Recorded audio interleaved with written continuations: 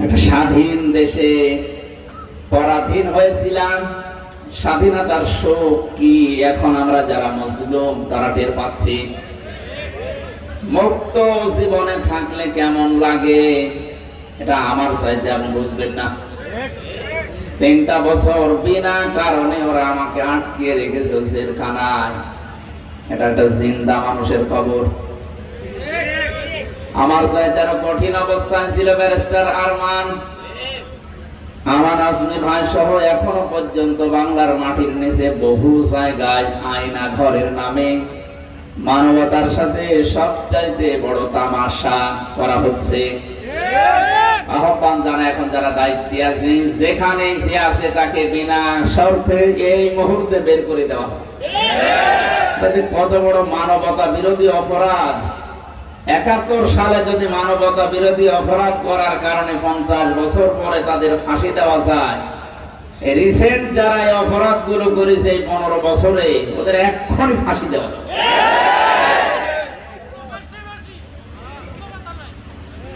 মানুষ কত বিবেকহীন হলে একটা মানুষকে কবরের মতো জায়গায় হাত পা বেঁধে দাও, এমনি এমনি না, এমনিতেই যদি ফেলে রাখে তাও তো হয়। আমার সাথে যিনি ছিল মাওলানা মুফতি ফখরুল ইসলাম, হাতিয়ায় বাড়ি নোয়াখালী, লোকটা একটা ভালো মানুষ, অথচ তারা ধরে নিয়েছে মাটির নিচে এমন জায়গায় রেখেছে, পেছনে হাত বেঁধে, চোখ কালো কাপড় দিয়ে বাঁধা। আমার পাশেই আমার ঘরে ছিল উনি প্রায় 3 বছর। মাঝে মাঝে দুঃখের ওই কথাগুলো যখন বলতো আমি নিজেই চোখ দিয়ে পানি বের হয়ে যেত। মানুষ এটা করে। এখনো পর্যন্ত অনেকে জালেমদের পক্ষে স্ট্যাটাস দিচ্ছে। আপনি নিজেও জালেম, যার পক্ষে স্ট্যাটাস দিয়েছেন সে তো বিশ্ব জালেম। সরকার যারা দায়িত্বে আছেন, আমরা আহ্বান জানাবো, আমরা যেহেতু ভুক্তভোগী, আমিও মাটির নিচে থেকে এসেছি, যারা আছেন বাংলাদেশের যত আয়না ঘর আছে একটাকেও বিলুপ্ত না করে এটা টুরিস্টদের স্পেস হিসাবে এটা দেখে যাওয়ার জন্য এই জায়গাগুলো রেখে দেন। পৃথিবীর মানুষ যেন বোঝে যে এই পৃথিবীতে একজন জালেম ছিল। আপনি তো 2 দিনও বাড়ির বাইরে যে থাকতে পারেন না, আর লোকটা জানেই না যে দুনিয়া নামে কিছু আছে কিনা। ব্রিগেডিয়ার জেনারেল এত বড় বিচক্ষণ একটা লোক বের হওয়ার পরে আমান আজমি কি কান্নাকাটি করছিল না যে আমি আলো দেখতে পাইনি 10-12 বছর। আলো কি আমি জানি না। এদেরকে আল্লাহ মাফ করবে বলে আমার তো মনে হয়, কারণ কোরআনে কারিমে আছে আল্লাহু লা ইয়াহদিল কওমাজ জালিমিন, জালেমদের আমি আল্লাহ পথ দেখাই না, হেদায়েত দেই না। এই জন্য জালেমরা যা করেছে ওদের দুনিয়াও শেষ, আখিরাতও শেষ।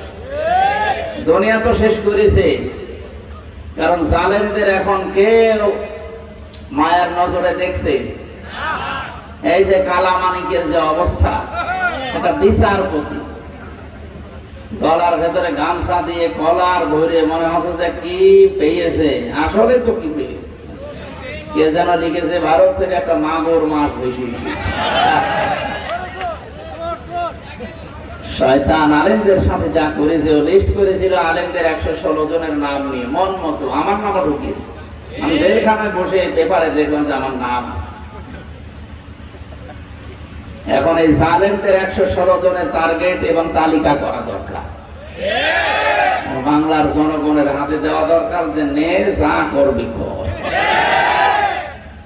ওরা যেমন কিল ঘষে দিয়ে ওর শুনলাম যে অন্ডকোষ উড়িয়ে দিচ্ছে, উড়িয়ে যাওয়াই দরকার, কারণ ও দিয়ে করবে কি? ওই শয়তানের সাথে যে সংসার করেছি সেও মরিস, তার রুচি নিয়েছে কি করে ও বিছানায় থাকতে। মানুষ মানুষ মানে একটা কলঙ্ক, যে আচরণ করে আর যে উগ্র কথাবার্তা বলে, এই যদি হয় একটা বিচারপতি, তাও হাইকোর্টে, সুপ্রিম কোর্টে, তার দ্বারা কত মানুষ অবিচারের কারণে আজ হাজারো মানুষ তার কারণে জেল খাটতেছে, দুনিয়া ছেড়ে বিদায় দিয়েছে। আল্লাহ এমনি ধরেছে, ইন্না বাতশা রাব্বিকা লাশাদীদ, তোমার রবের ধরা বড় শক্ত ধরা। এমনিতে আমি কাউকে ধরি না, যদি একবার ধরি ওরে বাপ বলার সময় দেই না।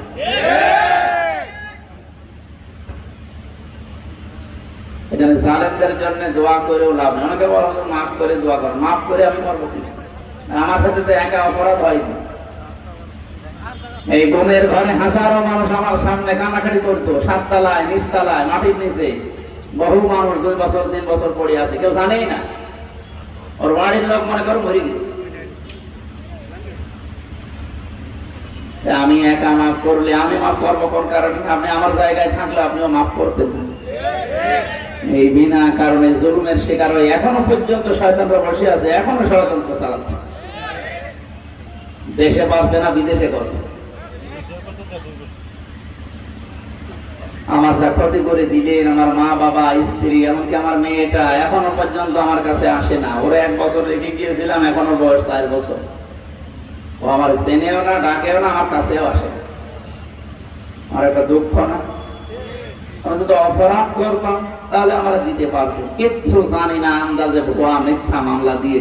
আজকে ডক্টর ইউনূস ঘোষণা দিয়েছে যত মিথ্যা মামলা আছে বাংলাদেশে এই বৃহস্পতিবারের আগে সব যেন নষ্ট হয়ে যায়।